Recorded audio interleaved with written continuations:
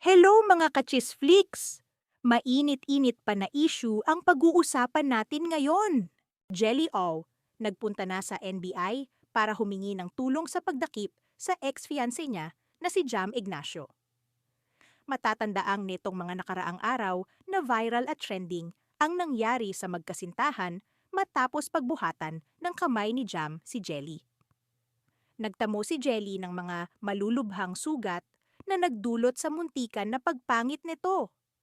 Mabuti na lang at nakatakas si Jelly mula kay Jam nang di mabasa ang RFID ng sinasakyan nila at nakahingi ng tulong sa isang tollgate teller.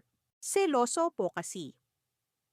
Ito ang ibinunyag ng DJ at content creator na si Jelly Au patungkol sa kaniyang fiancé na si Jam Ignacio.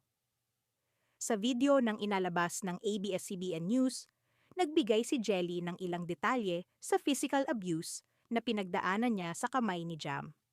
Nagbigay din siya ng mensahe para kay Jam na hanggang ngayon ay hindi pa rin naglalabas ng statement. Ang message ko lang po sa kanya, madali magpatawad, pero yung ginawa niya sa akin, hindi ko makakalimutan. Iba yung trauma eh. Lagi ko naalala yung ginawa niya sa akin. Ang gusto ko lang, Jam, harapin mo yung ginawa mo sa akin. Eto at ating pakinggan ang interview niya at kanyang pahayag sa mismong nangyari sa kanya. Sobrang seloso po kasi kahit maliit na bagay talagang pinapalaki niya. Kahit po sa work ko, pag may kumakaway sa akin sa gig, nagagalit siya. Dito po, dalawang malaki, tapos maliit po dito na. Kinukuha niya yung buhok ko, parang kinukuha niya, tapos ginaganon niya ako habang nagdadrive siya. Umahampas po ako sa salamin ng kotse. May parang dugo po sa loob. Tapos yung dito po, medyo paputok na po kasi napuruhan po yung dito ko. Sa bibig po, gano'n din po, kamao din po. Tapos yung ipin ko po na basag. Ganun kalakas po yung Opo, kaya eto po, nakatahi na po. Ang message ko lang po sa kanya, madali lang naman magpatawad Pero yung ginawa niya sa akin, hindi ko makakalimutan yun. Iba yung trauma Ang hirap matulog. Lagi ko naalala yung ginawa niya sa akin. So, gusto ko lang, Jam, harapin mo yung ginawa mo sa akin. May mga nagagalit naman kay Jelly at sinasabing pineperehan lang daw niya si Jam.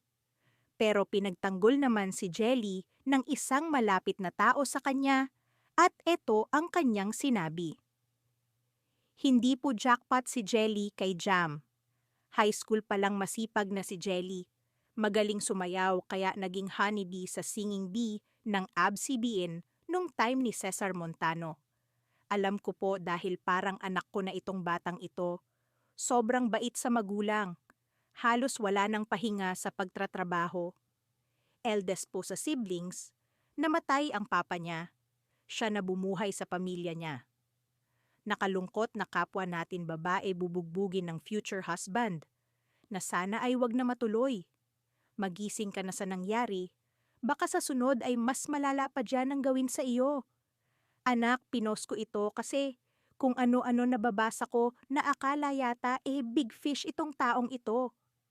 Bahay po niya yan, sasakyan niya. Mga negosyo na siya ang nagpundar. Mukhang di pa matatapos ang issue ng love story ni Jam at Jelly. Atin pang abangan ang mga susunod na chismis.